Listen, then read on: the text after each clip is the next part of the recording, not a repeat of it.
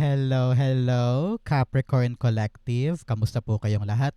Ako po ito si James from James Tarot PH. Ito po ang inyong June Pera and Career. Alamin po natin naghihintay sa inyo pagdating sa kaperahan, negosyo, trabaho, project, or kaching-kaching. Okay?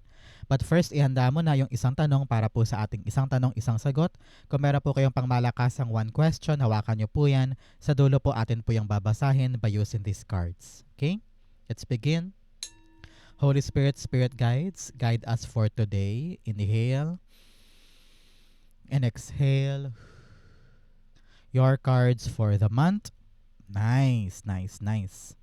Siya nga pala mga mahal kong Capricorn, maraming salamat po sa mga hindi nag-i-skip ng ads, nagla-like, nagko-comment, at patuloy pong sumusuporta sa atin every time po na meron tayong libreng reading para sa inyo. So keep on liking, keep on commenting, and thank you po for not skipping the ads. So, in the background of your reading, meron kang the Hermit card. Hermit card's all about you finding the answer. No? Marami kang tanong ngayon, iniisip mo paano ba to? Paano ko mabibili yun? Paano ko mababayaran to? Saan career ako pwedeng pumunta? Ano yung trabaho para sa akin? Marami kang hinahanap eh. Pero sabi dito ng yung spirit guides, kung hindi ka lalabas, kung hindi ka mag-explore, kung ikukulong mo ang sarili mo sa isolation, lalo kang mahihirapang hanapin yon. Narinig ko dito na kapag hindi ka kumawala sa comfort zone mo, paikot-ikot ka lang dyan. At yung sagot, paulit-ulit lang din. Yung hinahanap mo talaga na magpapa-fulfill sa'yo, nasa labas ng comfort zone. So panahon to para maging explorer ka, experimental, begin something, try something new na bagong-bago sa'yo. Doon mo makikita na parang, ay, malawak ang mundo. Marami akong chances para makita ko yung para sa akin. Marami akong pagkakataon para maabot ko yung pera goals ko or career goals ko. Explore, get out of your shell para makita mo yung hinahanap mo. Okay? In your core energy, you have the Knight of Pentacles. Si Knight of Pentacles, this is really a slow moving energy. No?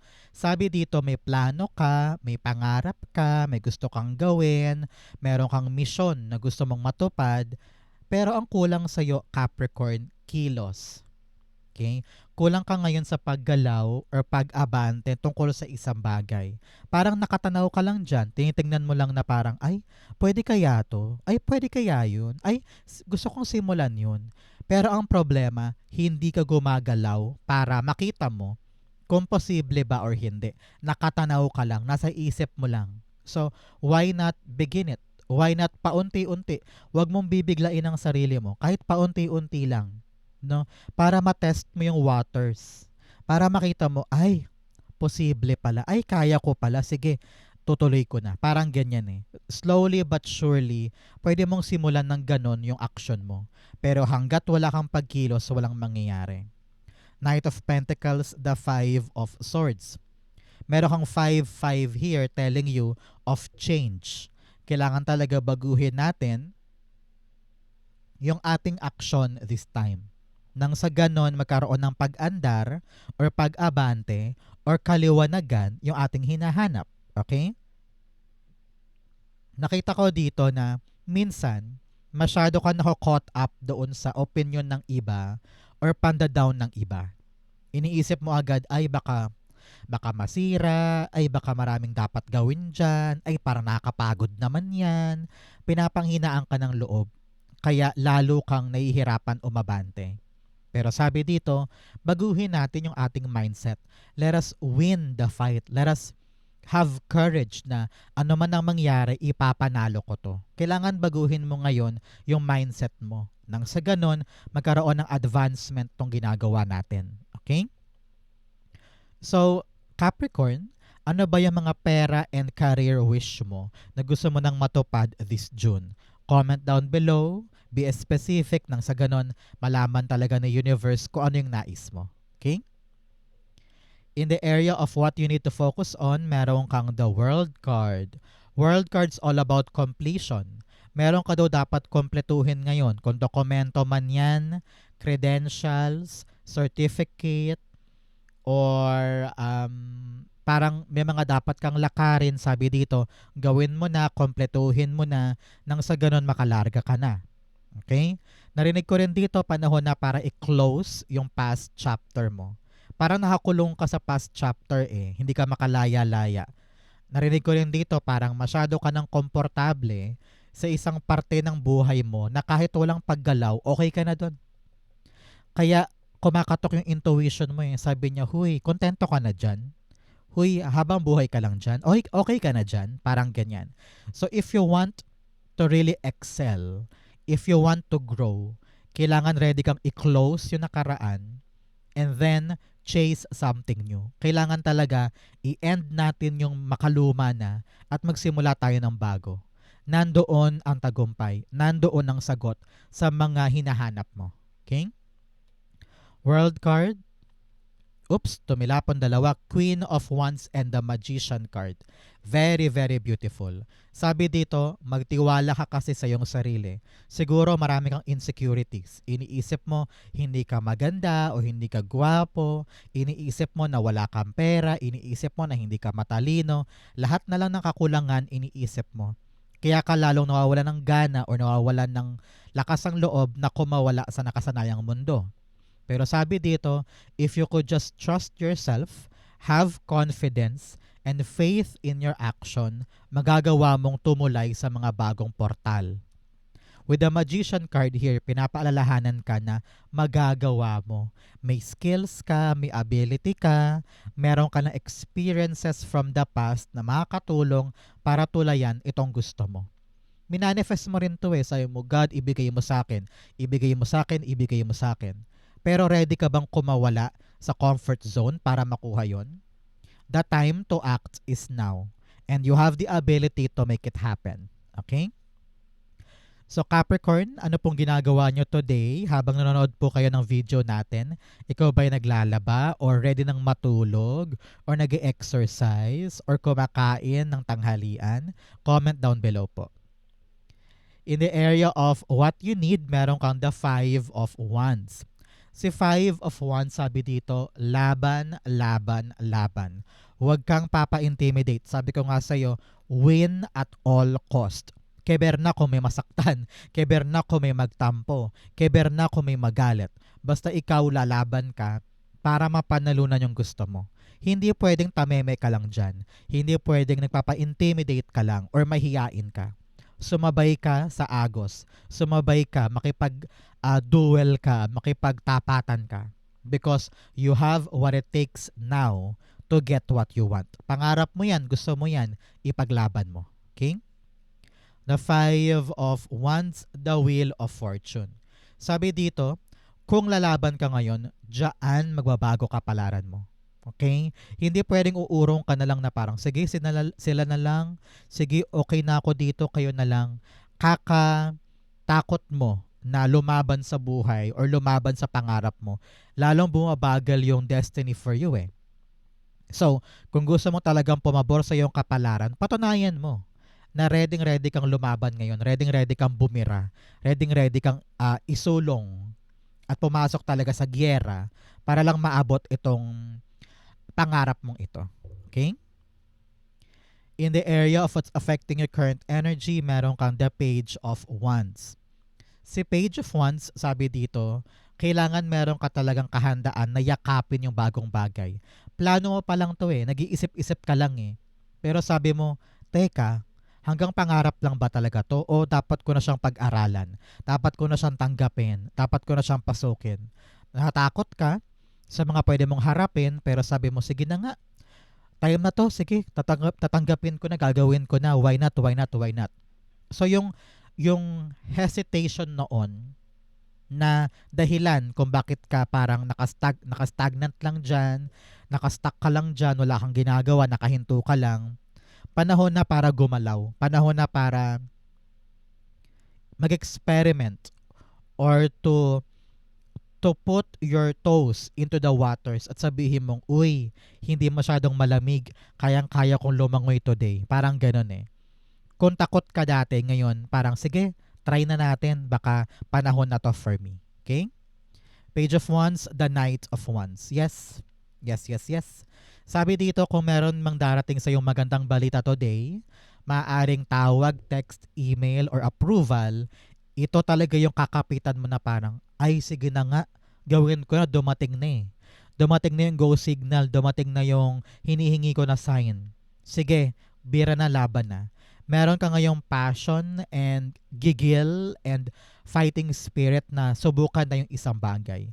Congratulations and good luck po. Nakita ko talaga dito. Very busy ka but at the same time, fulfilling to para sa'yo. Mag-e-enjoy ka din in the long run. Okay? Especially in your near future, meron kang the Six of Wands. Napakaganda. Victory, victory, victory. Kung ano man tong gagawin mo ngayon, kung ano man tong sisimulan mo na plano, napapanindigan natin ngayon na talaga namang sabi mo, panahon ko na, ipapanalo mo ito. Congratulations. Victorious ka dyan. Hindi ka rin makapaniwala na sa dinami-dami na mga taong pwedeng pagbigyan na to, ikaw ang pinagbigyan. Okay? At yung dati mo lang hinahanap, ngayon, natagpuan mo na.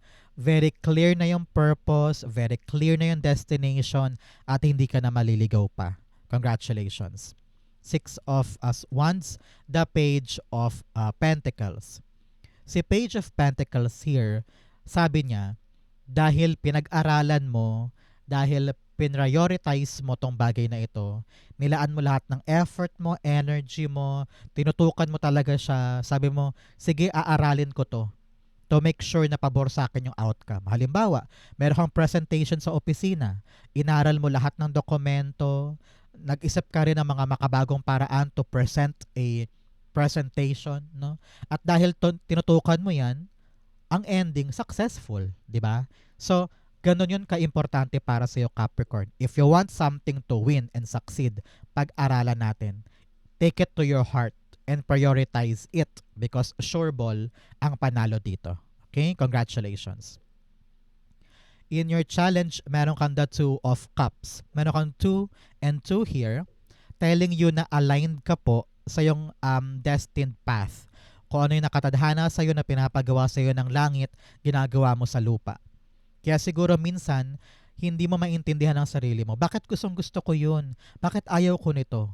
It's because that is your spirit guides are directing you in the path talaga na para sa iyo. Kaya kahit hindi mo maintindihan, ginagawa mo. Okay? So, the Two of Cups here, in your challenge, communication ang problema mo this time. Kung meron kang pag-uusap kay boss, sa katrabaho mo, sa kliyente mo, sa binibentahan mo, or sa yung loan manager, o sa yung agent, ganyan. Kung sino man tong kausap mo regarding your pera and career, pwede ring family, or partner mo, lover mo, ganyan. Kailangan meron kayong clear communication. Dapat maintindihan niya kung ano yung punto mo, at ganoon din siya sa'yo.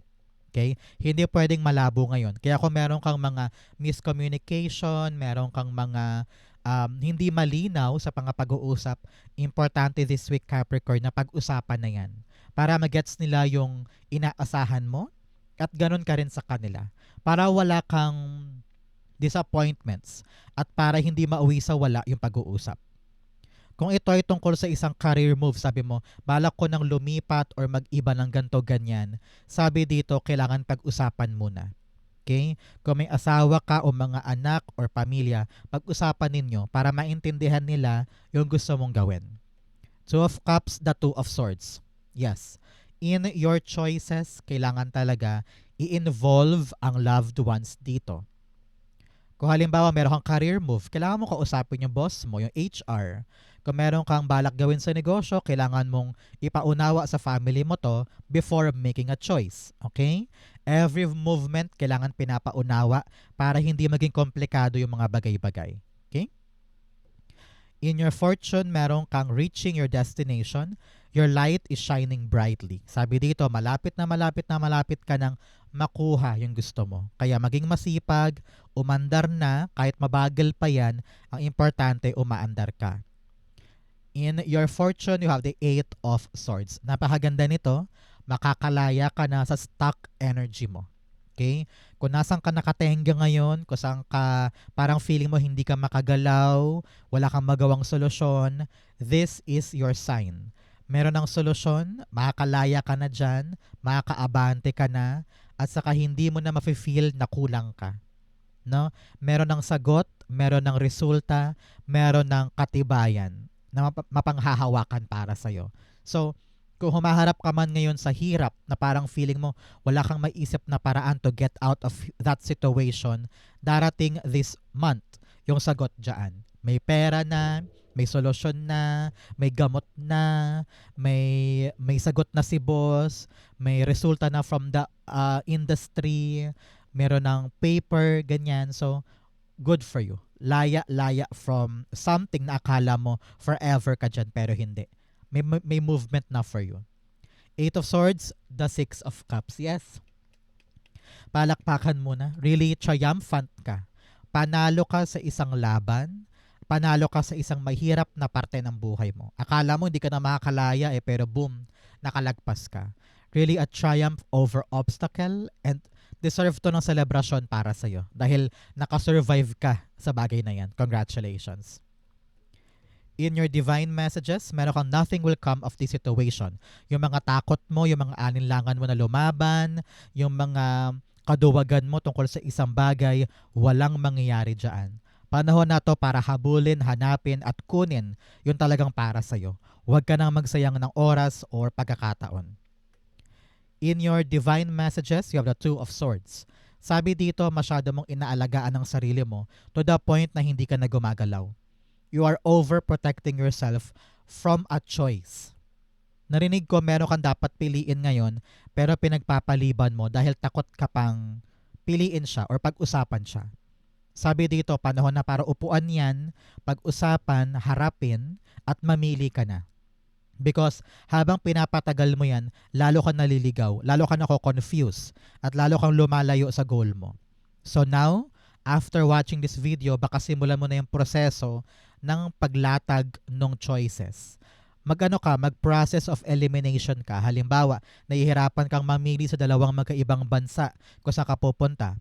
Ilatag mo yung advantages sa disadvantages ng bansang ito, ganoon din tong bansang to, para makita mo kung saan ka swak. Yung process of elimination makakatulong para mapili mo yung para sa'yo. Two of Swords, the King of Wands.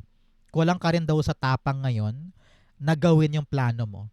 Kaya ka nahihirapan mag-decide.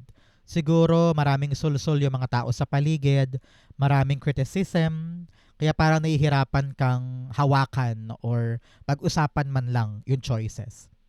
Pero sabi dito, kung matapang ka lang ngayon, hindi ka mahihirapan sa choice na yan. If you have bravery in your heart, kayang-kaya mong suungin kahit ano. Okay? Outcome mo to, bigyan mo na kita ng fortune cards. You have Eagle, triumph over obstacle and troubles. Congratulations. Talagang kinonfirm sa atin, makakalagpas ka sa isang malaking problema. You have October o mga Capricorn.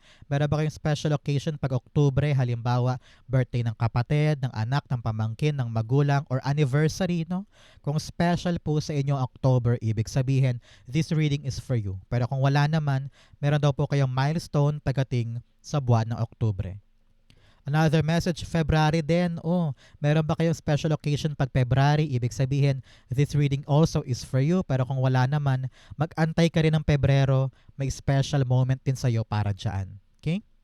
You also have Torch, spiritual development, enlightenment, awareness, and understanding. Liliwanag din ang daan mo patungo sa dapat mong puntahan. Kaya hindi ka na malilito, hindi ka na maliligaw, malalaman mo na rin yung tamang gagawin. Okay? So Capricorn, dumako na tayo sa isang tanong, isang sagot. Isang tanong, isang sagot. Outcome muna. My God, I'm talking too much. Yung outcome mo for the pera and career, you have the Seven of Swords. Seven of Swords, wow, naligaw ako dun na. Ako yung naligaw, hindi ikaw. The Seven of Swords, sabi dito, parang you need to make sure na isekreto mo daw muna yung plano mo this time. That's what I'm hearing. Kaya siguro tumalon ako. It's because your spirit guides are telling you, huwag natin pag-usapan yan. Parang, huwag natin siyang i-encourage na sabihin sa iba. Maybe that's the reason bakit imbes na sabihin ko ay outcome, ang sinabi ko isang tanong, isang sagot. Maybe your spirit guides are not wanting me to discuss this for you further. At parang sinasabi lang niya na kung ano yung action mo, isikreto mo muna. It's because your spirit guides wanting you na huwag i-divulge or ikwento sa iba yung ginagawa mo ngayon. For your own protection, for your own safety, at para walang mangialam. Yun ang narinig ko ha. Kung ano naman tong laban na ito, take it seriously but at the same time, secretly. No? Dapat wala masyadong makaalam, wala masyadong, parang sabi niya, wala daw dapat masyadong mangialam dito na gagatong sila. Tapos ikaw, babaguhin mo agad yung gusto mo. Parang gano'n eh. So, make sure na yung nakakaalam lang nito, yung pinaka-pinagkakatiwalaan mo para hindi ka mahirapan. Okay? Clarify natin to. Very interesting. Tinalunan ko siya eh. Imbes na sabihin kong ang outcome mo, tumalon agad ako dito. Ngayon lang nangyari yun. So, I'm really, really feeling that kailangan talaga. Very secretive ka ngayon. Empress card and Chariot card. Yes. Very fitting. Very, very fitting. Sabi dito, meron kang binubuo ngayon. Meron kang nilalakad na proseso or meron kang binibuild. Okay? And your spirit guides are telling you, secret muna. Para walang antala yung ating pag-andar. Klaro yan ha. Kung ano naman tong inaasikaso mo ngayon na binubuo, kinecreate, nilalakad, pinagpapaguran, do it in silence. Do it in shadows. So that walang aberya sa pag-abante. Now we understand the meaning kung bakit parang gusto ni spirit guides mo na laktawan ko si outcome. Okay? So gradually do your process pero hush-hush muna. Okay? Ang outcome mo, yaan, and then diretso na tayo sa yung isang tanong, isang sagot. Close your eyes na, Capricorn. Isipin mo na yung isang question mo na yan. Sasagutin natin yan ngayon. At talaga namang hindi makapaghintay ang yung spirit guides. So dumako tayo sa yung isang tanong, isang sagot. Close your eyes, inhale, and exhale. The answer you have, the Ace of Swords, the Nine of Cups, and then the Queen of Cups. Wow! At the bottom, the Star card. Kaya pala, gustong madaliin ni Spirit Guides mo na makaabot tayo sa isang tanong, isang sagot dahil maganda pala tong reading na ito. Kung ano yung question mo, nakadikit nung dream mo, kadikit nung pangarap mo, naku. Have a clear mindset for that dahil abot kamay siya. You will win this goal. You will win this dream. At you will celebrate soon. Tatalon ka dahil hindi ka makapaniwala na nakuha ko na nasa kamay ko na eto na siya. At mapapanatag ka na soon. Dahil yung mga dating kinakatakot mo na kaya ko ba, makukuha ko ba, maabot ko ba, ngayon panatag ka na. Walang pagsidlan ng saya yung puso mo dahil dumating din in your reality. Ngayon, makapagpahinga ka na, makapag-relax ka na dahil napasa kamay mo na.